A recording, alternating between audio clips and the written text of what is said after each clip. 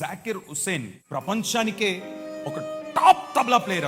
అతను చనిపోవడానికి ముందు మైక్ తీసుకొని ఒక చిన్న సాక్ష్యం చెప్పినాడు. ఐఎమ్ ట్రైనర్ అన్నాడు. అంటే అర్థం ఏంటంటే, ఇంత పేరు పొందిన వాడు చివరిలో కూడా ఆయన చెప్పిన మాట ఏంటంటే, ఇంకా నేను నేర్చుకుంటున్నాను అన్నాడు.